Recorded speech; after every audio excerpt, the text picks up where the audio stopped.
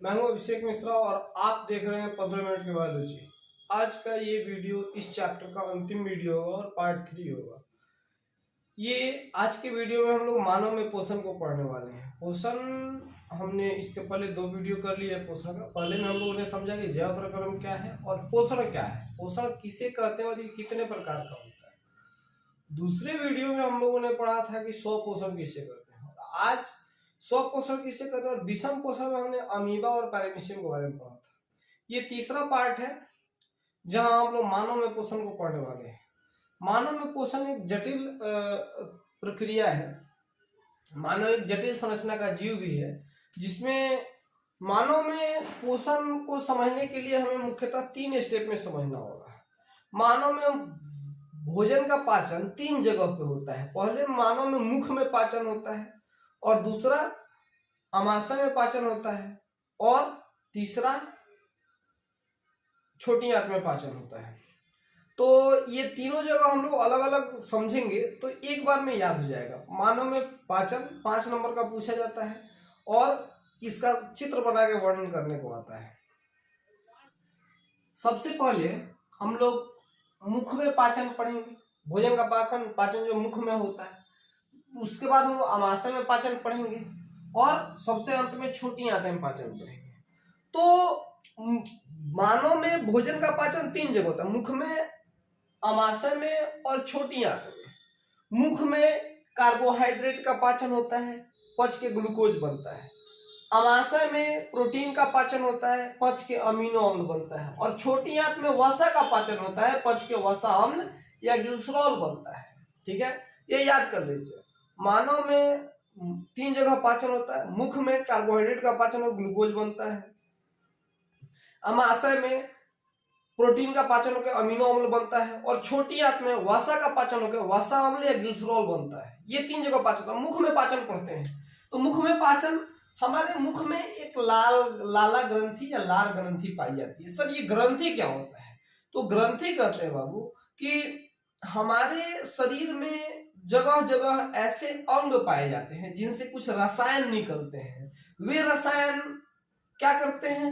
हमारे भोजन के पाचन में सहायता करते हैं, और उनको एंजाइम कहा जाता है, रसायनों को। और जिस अंग से ये निकलते हैं उसे ग्रंथि कहा जाता है।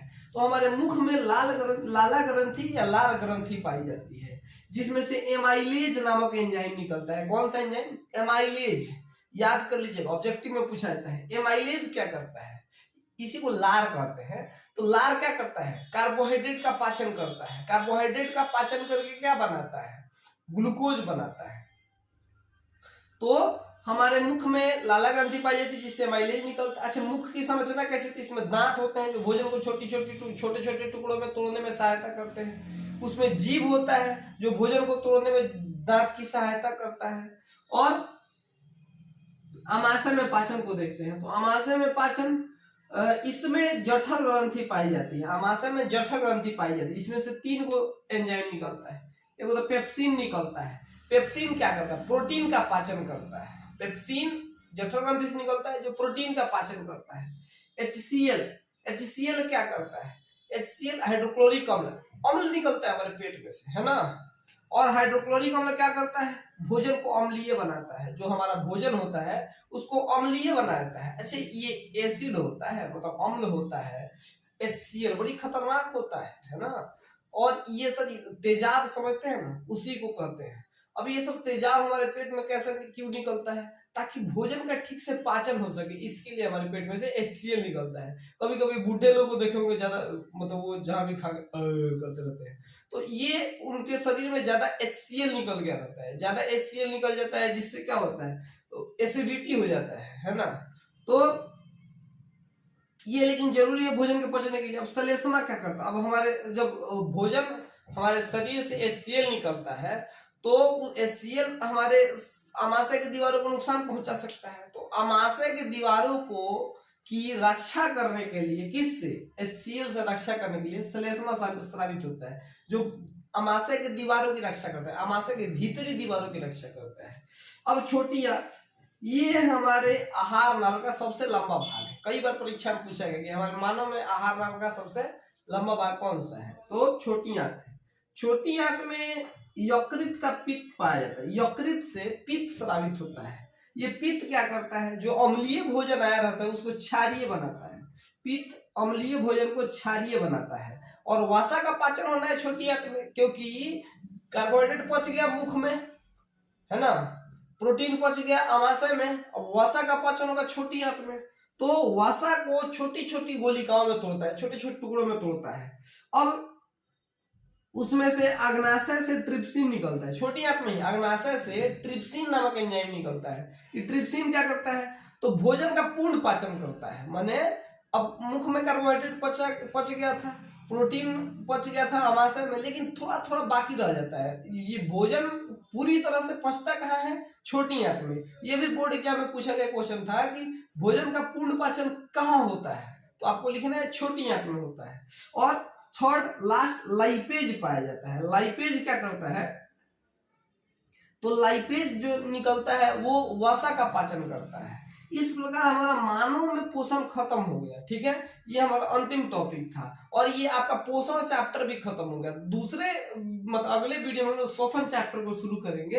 तो पहले इसको एक बार फिर से समझ लेते हैं। मानव में 3 चीजों का पाचन होता है और 3 जगहों पे पाचन होता है। पहले मुख में कार्बोहाइड्रेट का पाचन होता है जिससे ग्लूकोज बनता है। आमाशय में प्रोटीन का पाचन होता है जिससे अमीनो अम्ल बनता है। और छोटी आंत में वसा का पाचन होता है जिससे वसा अम्ल या ग्लिसरॉल बनता है। तो ये तीनों पाचन समझ के ये मुख से मानव भोजन को अंदर किया। अब इससे वो क्वेश्चन पूछा जाता है, जैसे मुख में भोजन ग्रहण किया, अब मुख से अमाशय में भोजन आता है। अमाशय से ये ग्रास नली से होकर आता है, ग्रास नली, इसको ग्रास नली कहते हैं। अब ग्रास नली से भोजन कैसे आता है, तो ग्रास नली में होता क्या है, भोजन जैसे मुख में आया और उसमें फैलाव और सिकुड़ाव की घटना होती है। पाइप जैसी संरचना होती है, इसमें फैलाव और सिकुड़ाव के माध्यम से जैसे हम निगलते भोजन को निगलते हैं, तो अमाशय में फैलाव और सिकुड़ाव की घटना होती है।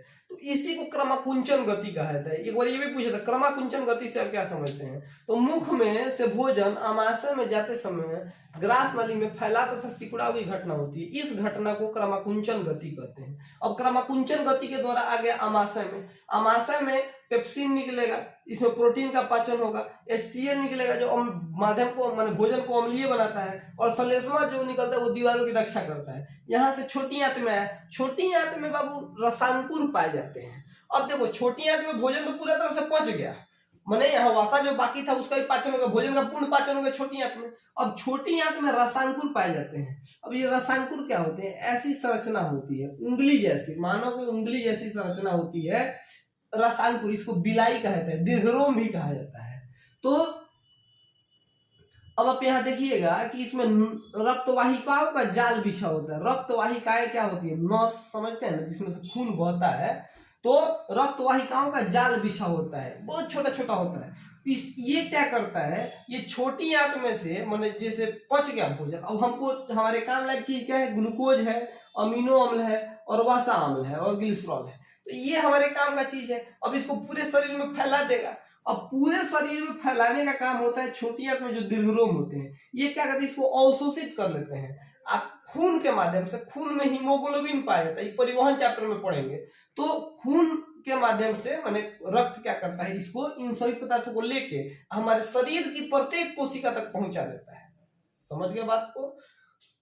जो ग्लूकोज अमीनो और वसा अम्ल बनते हैं, इनको रक्तवाहिका, ये दीर्घरोम में रक्तवाहिकाएं पाई जाती हैं, जो ये सब पदार्थ रक्त में मिल जाता है। और रक्त क्या करता है, उसको शरीर की प्रत्येक कोशिका तक पहुंचा देता है ना।